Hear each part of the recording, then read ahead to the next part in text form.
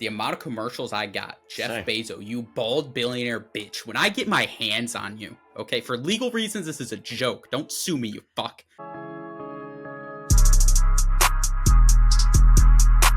Welcome back to Cinema Corner. I'm Blake, and I'm here with my co-hosts, Alex and Josh. And today we are reviewing Gen V Season 2. We finally got the follow-up to Season 1. Of course, this bridges the gap between The Boys Season 4.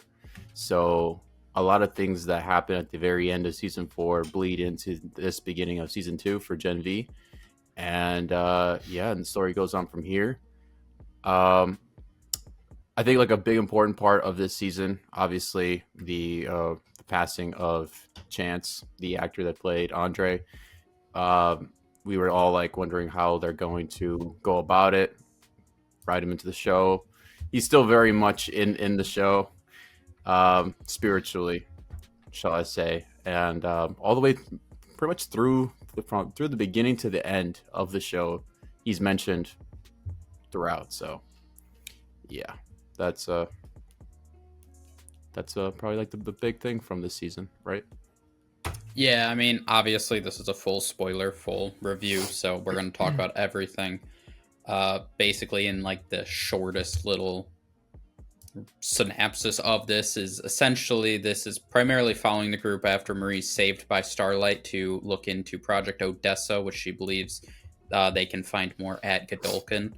And pretty much the rest of the season is focused on the new Dean Cypher and his heavy emphasis focus on Marie and her reaching her full potential while the group's trying to figure out what Project Odessa is, until they eventually learn from Stan Egger that Project Odessa is Thomas Godolkin's brainchild, essentially, to create god-tier soups, but there have only been 2 soups to ever survive and show powers with it, which are Homelander in the 80s and then Marie in 2000. And from there, pretty much the group decides to resurrect a body of Thomas Godolkin, they believe, to help them. Marie's able to use her powers after being, kind of pushed to her limits and reaching a whole new potential of what she can do to resurrect this body, to figure out, shocker, Thomas Godolkin is not a good guy. Who would have saw that coming? These dumb teens don't learn. And Thomas Godolkin, through the help of Sister Sage, is back in his reformed body where he has the ability to control soups' minds and normal people's minds. And eventually it all ends in a heartbreak of Sister Sage and Thomas Godolkin breaking up as he decides that he needs to kill a bunch of soups because there's too many useless soups out there. The group fight Godolkin at Godolkin University, and the help of Polarity, who is fully healed due to Marie, helps the group defeat Godolkin, ending in Marie popping his brain and killing him. And now the group has to go on the run. Polarity tells him, you got to get out of here. I'll stay at Godolkin University, where the group meets up with Starlight and A-Train and are told that they're fully a part of the Resistance now. So that is essentially the very brief synopsis of Season 2 of Gen V. Obviously, there's a lot in there that we'll talk about of the smaller kind of storylines and things that happened in this show. But yeah, like you said, they did a good job of, talking about Andre, how Andre died in the show, the character Andre, obviously, for Chance. Talking about how he died throughout the show, and just talking about how at the end they had a nice little speech of he was a hero and all the things he did, just trying to, commemorate Chance and not let, that actor be completely forgotten. So that was very cool of them. But yeah, overall, I mean, this season had a lot, like you said, it helps lead us into Season 5 of The Boys, but it definitely still was heavy focused on what's going on in Gen V. There's obviously crossover and bridge things going on, but for the most part, it still picked up a lot of what happened in Gen V Season 1, carried over to Season 2, and kind of worked at its own storyline that kind of wrapped things up and led us to the future. So I thought that was a good job of, integrating. Obviously, this is a spin-off show essentially, but having a nice connection of a couple. Sister Sage was a big part of this season. A lot of those boys' characters show up in littler roles, but still kind of carry the plot forward for Gen V. I know. Let's get a little recap. How are you guys really feeling about this season? I loved it. I thought it was great. I enjoyed it. Okay. See, for me, Yeah, I mean, Josh is the hater of the group. We all know he does this for Listen. every movie and TV show. He's probably going to give this show like a 4 out of 10 because he didn't The like season one of thing. Yeah, because I think you like season one. I did like season one. We all did. I felt it was a bit underwhelming. It was a bit underwhelming for me. The reason being is I felt like, and now I'm also giving it a big I'm not going to be so hard on it because I can't imagine probably how hard it was to also rewrite. It definitely felt like Andre was going to be a big part of the season. And then obviously you have to deal and you have to be really delicate with that. Obviously tragedy for the loss. With that being said, it was definitely a slow start to get into it with weird pacing each episode, it felt like for me. It was kind of like, okay, guys, and we're on to the next thing. Okay, guys. And then we just quickly got past this.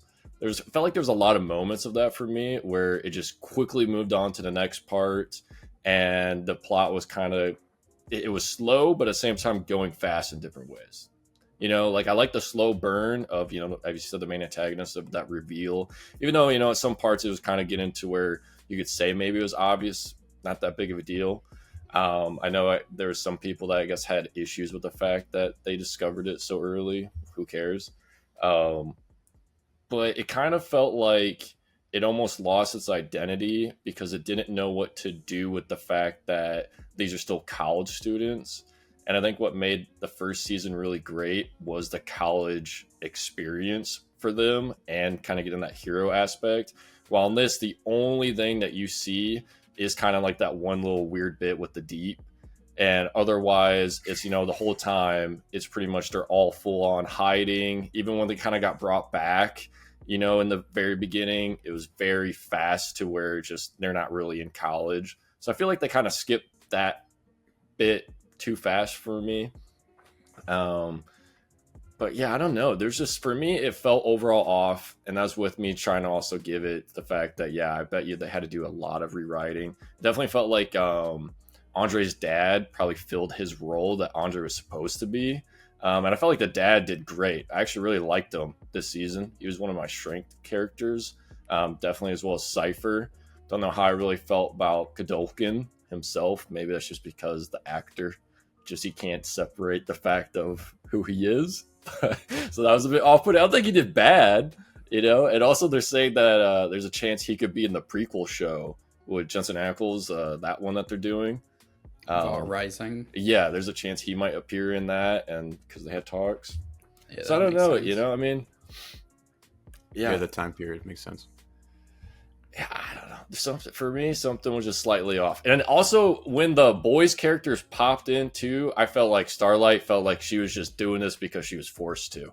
Like when her scenes came in, I know they're short, but like it felt like she was just, if one of us was acting in that scene, it felt really bad to me. If she was just reading a line to get it done and over with. Also, I think the whole like Kate plot of the fact that they kept like going flip-flopping of whether they hated her or not was very just kind of like Power of Friendship-esque. When the whole last season they betray him, big betrayal at the end, and then also we see at the end of The Boys she's being the one capturing them too, and it felt like it was really quickly we just went past all that. So I don't know. I mean, I feel like that I don't really agree with. I feel like they were all pretty fuck Kate heavy to begin with, and they kind of, Marie was the main one who was like, hey, Jordan and Emma obviously had the most hate for Kate. Marie was the main one, like, hey, we should like give her a chance, like, because Marie knew like they had a bigger thing that they had to deal with. That I feel like Jordan and Emma definitely were never like big Kate, you know, like respect her or like her until later in the season they got a little bit, but I feel like that was definitely not a super close friendship with them. And even when she gets caught at Elmira, you know, like they were all debating on whether or not they should save her. And Marie was the one. In the end, it still was. I think it was. I was more annoyed, maybe I should say, with Marie's about the fact that she was so empathetic towards Kate. When I'm like, hey man, come on, it just was too much. Marie almost never did anything wrong this season. I mean, she did. she messed up all of their hearts at the end of it to go fight Godolkin, and then completely fucked that up. That, I mean, like, she left them all several times to the point where Jordan broke up with her. Like, they had a lot of issues with her this season. I feel like, of her doing dumb shit, of falling for kind of the chosen one thing, and them all being like, "Hey, you stupid fuck! Like, stop doing this on your own. You can't do it." Like, well, but I think like she should have done also in those moments, did on her own, especially like in the big fight. Hey, man, why are we all giving Godolkin everybody's power at the end when we saw the fact she couldn't control Marie multiple times? I don't know. It was just, for me, it was too easy to nitpick this show. Okay, but I mean, Cypher / Godolkin was controlling him the whole time. Okay, so that was the whole twist, was the act, like the person that was playing him was not Cypher. It was just like a normal dude that he has been pretty much under his control for what would he say, 30 years, I think. Yeah. I mean, and that actor did an amazing job. I loved Cypher pretty much throughout this entire season. But once he gets his body back, his whole thing was like, one, get rid of all of the useless soups, but two, also get more powerful. How do I do both? Okay, let's bring him in. Let's lie to them. Let's bring him in, force him, push himself to the limit so that he can get up and control one of those Odessa babies. He said, and he pretty much told Sage, because Sage was like, why would you do this? Like, this makes no sense. Like, basically what you're saying. What he's saying is that, you know what? I have a better plan. I gotta push myself, because if I can push myself to the limit and evolve to a point where I can control Marie, that means I can control the big one, Homelander. And that was his actual goal. Right, which, I mean, it made sense that he couldn't control Marie back in Elmira when he tried, because he was trying to, with his fucked up body, control looking at her through Cypher to then take control of her. Like, that's taking control of two different people trying to do it. Like, it makes sense that now that he's actually healthy in his full body and he's had a little bit of practice of controlling from himself multiple soups, that it makes sense that now he has a better chance of being able to control her. So, I mean, it made sense once he's healthy in his full form and been practicing, he now can take control of Marie, who's a weaker, mentally person right now. Obviously, this season talked about a lot of them having, mental issues of self-harm and stuff. Like, it makes sense that now he has the ability to control her, because he's actually looking at her himself, not through, his dead, fucked up diaper baby self hundreds of miles away from her. You know what I mean? Right. So, like, I feel like that made sense that at the end he could take over her. I wasn't saying it didn't make sense for him to take over. That, I liked the whole thing about him, like, evolving himself.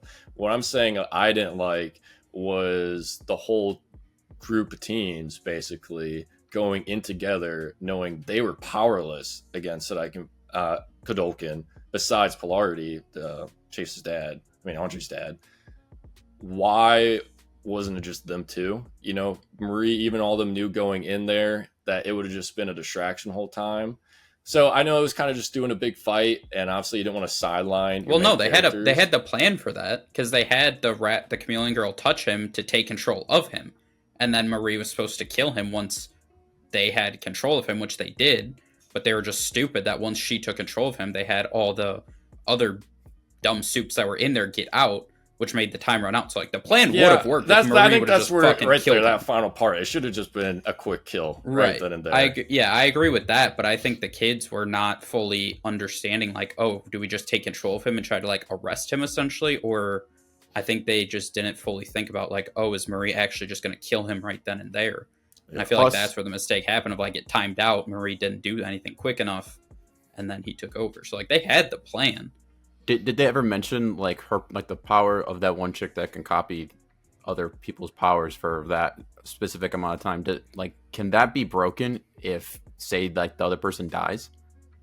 No, I mean, they never touched on that, but, like, you would imagine that her controlling his mind, if he died, that would do anything to him, because it'd be the same thing if Cypher would have died.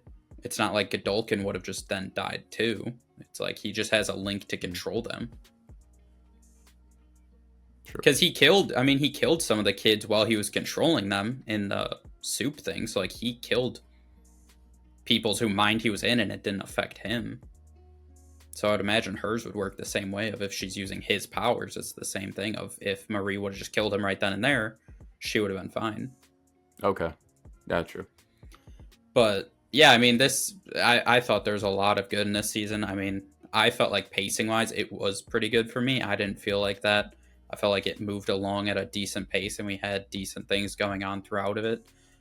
Stan Edgar was cool to see him show up with Zoe. That was a surprise. That was a cool scene, and definitely was excited about that. And it'll be cool to see he definitely is going to have some kind of background effect on Gen V season 5, or not Gen V, The Boys season 5.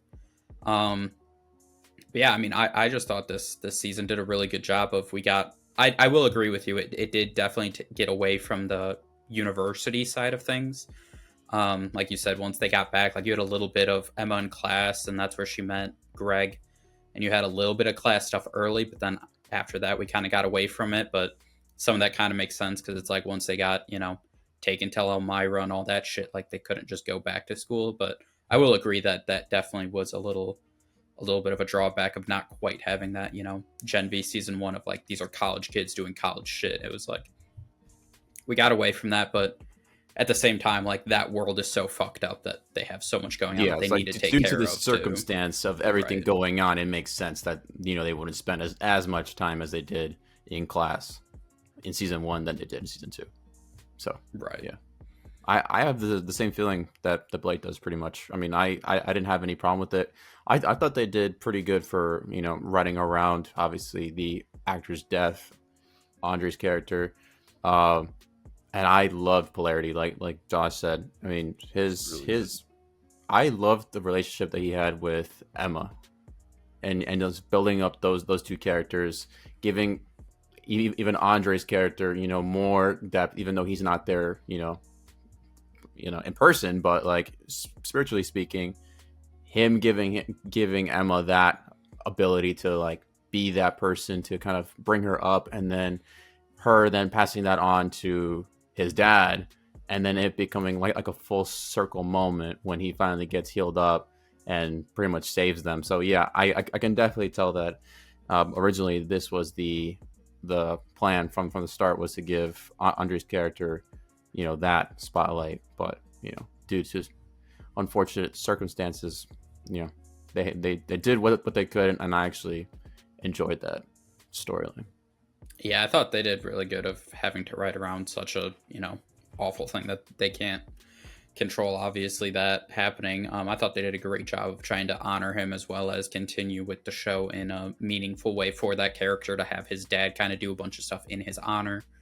But yeah, I mean, I think one of the big things was obviously through Cypher / Godolkin, we saw a lot of the characters power up, like their actual powers power up. And I thought, obviously, the big thing is Marie learning, not only one is she an Odessa, one of 2 Odessa babies, so she is one of the strongest soups on the earth, but also just her power set getting so much better this season. Obviously, you had her resurrecting her sister, resurrecting in a way Godolkin, and then learning that she was able to fix Polarity's kind of like brain. I forgot exactly tumors. What they said like it was going on. Yeah, it was like tremors or something like that. Yeah, tremors in his brain, fixing that, and then at the end she fixes Kate and her broken skull from the first episode where Jordan blasted her into that wall. But I thought that was cool. Obviously, Emma kind of at the end we saw her get big and then get small again, so she's kind of getting a little bit more comfortable being able to control.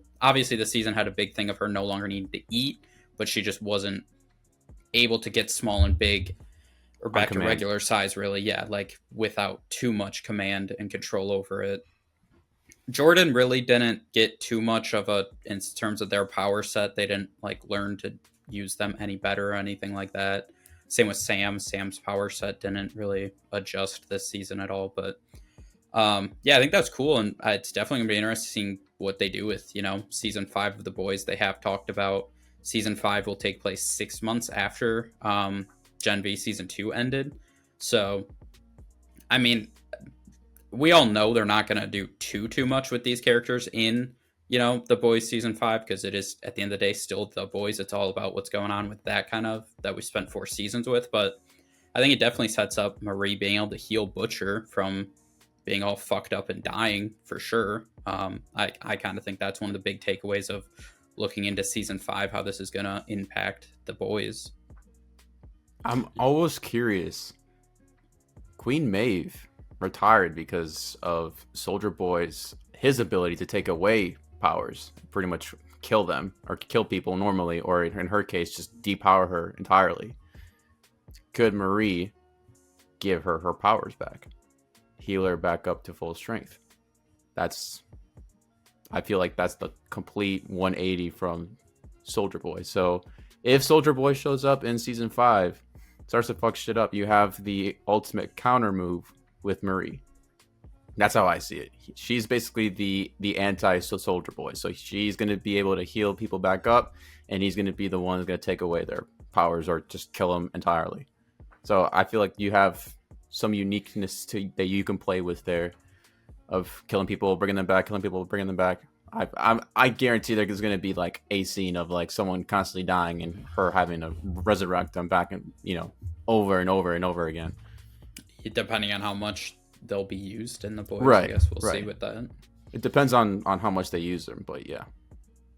Yeah, it leaves the boys, I think, almost putting a lot of pressure, honestly, even more so in this final season, because we kind of got almost a conclusion with these characters in Gen V season 2. Marie finally meets her sister, and they're kind of all going through their own personal traumas and stuff, so you can almost say that's conclusion. So it does kind of leave up are we going to see them in the boys? I mean, you already established a big connection at the end that they're joining the resistance, so now you have that expectation they gotta be in it, but who knows? I mean, in the last season, the boys, they were barely in it at the very, very, very end. And also, we obviously want to see the conclusion of those characters that we've been loving for years now. And he also, as you said, we kind of have this weird triangle of powers. We have no idea what's going to happen with Soldier Boy. We obviously seen that he can fuck anything up. We obviously have the 7th Homelander. What's going on? Homelander's obviously losing it, and now even Sage is scared, potentially betraying him, with the ends with Flirty. Because Godolkin just goes crazy, and then now we also got Starlight in the gang, and then Butcher too. So there's a lot going on, and I'm really hoping they dedicate full episodes for this final season. It's got to be almost hour-long minimum, I think, each episode. If there's any short episodes, I'm very curious how it's going to go. It's probably just going to be eight episodes, I'm assuming. Yeah, it will be. They won't change that. I'm sure it's going to be the standard 8 that they do in this universe. So, and then there's going to have to take time too of the trauma of there's going to be a ton of characters that die. That just has to happen. The showrunners even have talked about and mentioned that a lot of people are going to die, and I don't know. I mean, it's the final season, so they have talked about with Gen V. They have a plan for a season 3. It has not been greenlit yet. They said it'll depend on the numbers of season 2. But I guess they already have a plan intact for what they want to do with the Gen V characters in a season 3. But, like you said, the boys, this is it. This is the final season. So we fully expect in the boys' fashion there to be a lot of deaths of major characters, which is why I feel like the Gen V characters won't be too big of a part. I imagine with it skipping 6 months, we either won't see the whole Marie healed Butcher, or we'll kind of see maybe Marie heal Butcher. And that's essentially it for the Gen V characters, just because I feel like they understand that it's the boys season 5. We're going to get a lot of time dedicated to what's going on between, Starlight versus Homelander, with Butcher on his own little quest of whatever the fuck he's doing. The last we saw Soldier Boy, he was put in that in a chamber, basically put under again. So I guess we'll see what's going on with that. Yeah. Right. So I guess we'll see what goes on with that. If Homelander is going to try to bring him back again and see if he can fix their relationship or whatever, or if he's going to be, is that going to be a weapon still? The boys are going to try to get him back again to be hey, we're going to free Soldier Boy again and see if we can get it right this time. Yeah. But I feel like we definitely will still be heavy focused on the boys in that season 5 and not too much of Gen V. So we don't forget to mention, we saw the boys get captured besides Butcher at the end. He's the only one that hasn't and been. Starlight. And Starlight. Starlight hates Butcher, especially because of the ending of how he went. So for me, do we even think Marie even interacts with Butcher at all? And I think he's going to be on his own the entire time. Maybe they have a reunion towards the last few episodes or so. And then I also am wondering, Marie has to kind of almost be a part because of how much they kept comparing her to Homelander and her being a part of the project, her even being their backup plan to Homelander to control. That's the whole point of Godolkin, was wanting to control her to then take over Homelander, as well as then Sage was maybe thinking about betraying Homelander with Marie. So that's kind of where I'm saying, it's almost this tricky part of, I don't know how they're going to combine these two shows in a good way. Yeah. We'll see. I know. I agree, but... Too? Oh, yeah. Go ahead. No, go ahead. I felt like the betrayal, Sage betraying Godolkin was more so out of the fear that he's going to screw over her relationship with Homelander. Because I feel like at the end of the day, I think she's still more scared of Homelander than she was of Godolkin. But she couldn't risk him fucking it up. So she's like, I have to do something. Let Polarity out. The only other person that can, break his mind control, essentially, to basically kill him or take him off the board and not screw up everything. Because she saw that call from Homelander and she was like, oh fuck, no, I can't. Yeah, but she still declined it. I don't know if it's as much as Sage is afraid of Homelander as it is Homelander's important to Sage's plan. Yeah, because she mentioned hey, phase 2 of the plan, Homelander's a big part. I don't know if Sage is super. Obviously, she knows he's unhinged and he's a dumbass, but I think Sage thinks too much about her plan, whatever she's trying to accomplish, that I think that was her main motivation of hey, we need Homelander. You can't fuck up something with Homelander that fucks up my plan. This is my plan. I wanted to resurrect you and have you come back so we could be together because I love you. But at the end of the day, I am the smartest human, or the smartest soup, whatever you want to say. I have a plan for whatever. We still don't know what exactly that is. That I think it was more of her I'm sorry, I want to do this with you, but if you fuck shit up with Homelander, that messes my plan, so you're going to have to go. I have my own mission that I got to accomplish, so I don't know if it was as much fear of Homelander as it was you're not following what I wanted us to do, what my plan has been. True. There's a lot, man. There's a lot for this final season of The Boys. Really yeah, is. which I saw something today, obviously, who has any idea if it's real or not? But I saw something that they are officially done editing it. They are not, and they are basically just doing the touch up on VFX work is the only thing that they're left to do, which I think they said it was somewhere around 60 to 70% done with VFX. So who knows? Obviously, we're fully expecting it to come out in 2026. We don't have a release date yet. I think a lot of us are just assuming it's going to be summer of 26, and just kind of the news that production and everything's done. It's just doing the VFX work now. Definitely kind of makes it seem like realistically we're looking at being about half a year out from it.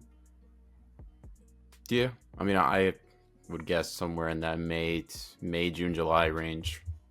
Yeah, my thoughts is June, July. That's kind of where I'm thinking. June or July is when it'll premiere. Yeah. But, it's interesting. It is interesting.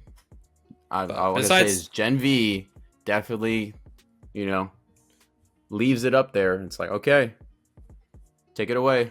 And definitely this last season has a lot to juggle and try to figure out and work. At the end of the day, though, this is cohesively. Gen V Season 2 review, so that definitely was bright spot. Is if there's any other kind of touching things you guys want to get to with the Gen V Season 2 at all? Any characters or any story arcs or anything like that? I thought Annabeth was cool. When we first got to meet her, and then she fucking sucked to begin with. Her whole bitching thing early was shut the fuck up. Okay, thank you. All right, I didn't want to be a hater still. The first episode of her being back and her just complaining about you killed my mom and dad. Wham. It's shut the fuck up, bitch. Thank you. Oh yeah, that part was fine, but that's what I'm saying. The next episode, she sucked. Shut up. She was everything was normal. You ruined my life. Like, you killed mom and dad. And then we learn at the end that she saw her parents dying, so she got her powers before Marie did. And she was like, I was just the guilt of myself. Like, it's easier to blame you rather than take the blame for myself. It's like, shut up, you crybaby. She sucked the first episode. I was like, Zoe just saw this bitch's head off. Oh, thank God, man. Appreciate you. But then, yeah, towards the end, she got okay. Yeah, she set up a nice very acting beginning stage and then for at Marie. the very end. Yeah, at the end, she got okay. But yeah, other than that, I mean, I feel like obviously Sam, it was interesting to see that he kind of got a little more Backstory with him of his parents basically shot him up with V because they're like, yeah, we kind of figured there's a good chance you're going to have some kind of mental illness. We hope it fixes it. So that was kind of interesting to see him get a little more backstory. And now he seems to be in better control of what's going on with him, but obviously still, you know, fully expect some kind of mental illness with him, but who knows how much they're going to touch on him. But yeah, I thought that was cool. I do wish we got a little bit more with him being kind of, like, didn't they talk about like he's insanely powerful, like he's stronger and stuff than like other soups? They said he was stronger than his brother. Yeah, because they were taking his blood and putting it in Golden Boy, his brother. So like, Yeah. I thought they were kind of like building up like Sam is a bit of a like powerful, extra powerful soup as well. And then like this season we kind of didn't really do anything with that, which I kind of was a little upset about. Yeah, some of the people kind of got sidelined in weird ways, and Sam was one of them. It was nice to get him back and fully back to where he's not just a mind-numbing, just void of emotions, and kind of getting back to Sam that we heartbreakingly lost last season. Yeah, but no, I mean, he really was sidelined to even the point where, like, you know, he's kind of was even competing with the new boyfriend, you know, Greg. So it would have been nice to see even just a scene there of him being extra strong, but kind of really the only moment we got with him was a big jump and him breaking through the wall of the prison, which definitely shows he was super strong there, but that was kind of it. I mean, he kind of got his ass kicked a lot of times too. Yeah, like his fight with was it Victor? The Viking, whatever the Viking. Viking. Maybe I'm thinking Victor the Viking, Viking, yeah. the logo for the Vikings. But yeah, like that fight scene, like he kind of got his ass beat, which like kind of made sense. But it was like you would have liked to see him at least deliver like one big punch to really like fuck up the Viking a little, like just something to kind of push that narrative a little of like, yo, Sam's a bit of a demon. So, but yeah, I thought Emma was really dope. Like you said, her whole thing with polarity was really good. Like that kind of even her relationship little crew that they formed. Yeah, like her little with the chameleon tail and Bushmaster. That's right. Shout out to the guy. I loved the game plan of Kate could just mind control, get us all in, but instead we're all gonna hop in this guy's ass. That was, you know, pretty dope at the end. That was classic boys universe. Like Kate has her power back and is like, open the door, I have one more. She could have just been like, open the door, I have 8 more or whatever it was. Like that was just classic the boys. But yeah, and then the last one is Jordan. Obviously had a big part in this season. I thought Jordan was such a dope character. Love Jordan. Upset that the Marie and Jordan broke up, but I get it, Jordan. Marie, you're sometimes just a stupid fuck. That like I get it, Jordan. Yeah, Jordan stand up for himself. But yeah, Jordan I thought was a dope character again this season that I really, really liked a lot. Yeah, they actually felt stronger this season. So that was one of the characters. I think them and Marie were kind of the two actual ones that got more powerful. Well, it kind of felt like everybody else, maybe it was just because Marie and them were just so strong that it made everyone else kind of in the crew feel a little weaker in terms of their powers. But yeah, I love the fact that they even became number one, and you know they were dominating in almost every fight they were in, and the only time that they really lost was when someone was either Godolkin or it made sense. So yeah, I really liked how Jordan was this season. Definitely an improvement from last. Well, yeah, because they went up. I think they fought Sam because Sam was like, you know, going through it, and then that's when they go through like the dorm rooms and stuff, and then they like fly out the school. But he was holding, or they were holding their own against Sam. I mean, Sam, which is Sam kind of understandable though, because that they've always. I mean, didn't they fight Sam in season 1? Wasn't there a scene? Yeah, or was it Golden Boy? Yeah, but I feel like at that point Sam was definitely. I don't know. At one point, I feel like they fought either Golden Boy or Sam in the first season, and definitely were holding their own. Well, Golden Boy is only around the first episode, wasn't it? The first episode. They were season trying 1, to they stop killed themselves. Right? Yeah. Yeah, but Yeah, I feel can't like remember which for one it was, but both of them, they were more like, just barely keeping. Whereas in this one, he was actually, throwing some good punches in there, and using their, I don't know what that force push power, Oh, yeah, pulse the energy cannons, blast, pulse yeah. blast. Same with the Yeah. Viking. I mean, they were Oh fighting, yeah. holding off the Viking a good amount from stopping it from killing Marie. So, and that clearly that Viking was very powerful. So, yeah, Jordan was a dope character. Liked a lot of things they did with the switching and all that. It was cool. But I think that's about it. If anyone who want to get into our rankings for season 2, I can go first. I really enjoyed this season a lot.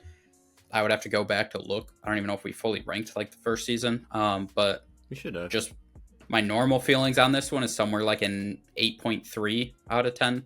I really enjoyed it a lot. There were just, like I said, a couple things that were a little bit like, I would have loved a little bit more of that college vibe. And overall, I mean, I definitely thought they did a good job of riding around a very difficult circumstance and still having a great season and honoring that actor.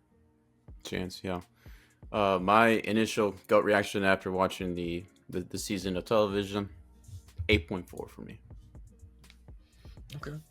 Yeah, I mean, for me, hey, there was, like I said, I had my own critiques with it, but I still think it was a good season. I just think the first season was so fucking good that maybe just my expectations were a bit too high, but I still give it a 7.5. I think that's still good. I easily would still recommend this.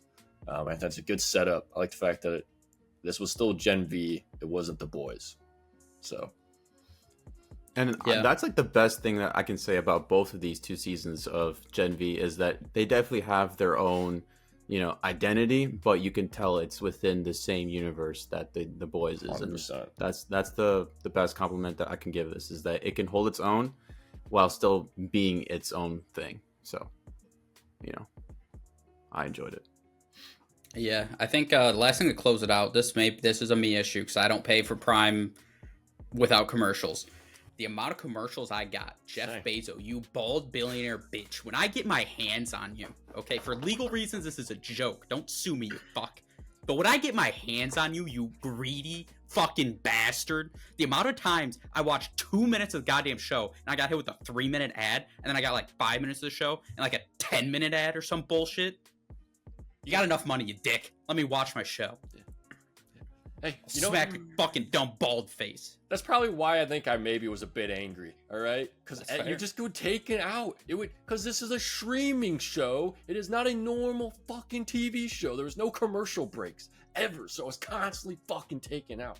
At one moment, I got a 30-second ad, and it was 2 minutes later, I got a 3-minute ad, and then 5 minutes later, I fucking timed it. Because I knew it wasn't crazy. I wasn't losing my mind. It's not normal ads. It was random. It was like I was watching a YouTube video and they just decided whenever they wanted to put ad timer breaks in there. I got hit 5 minutes later, another minute 30 ad. Yeah. It was dumb. It was dumb. Yeah. Ads were ridiculous. I want to get my hands on you, you fucking billionaire bitch. Anyways, that's going to do it. As always, like the video, subscribe to the channel, and we'll see you guys in the next one.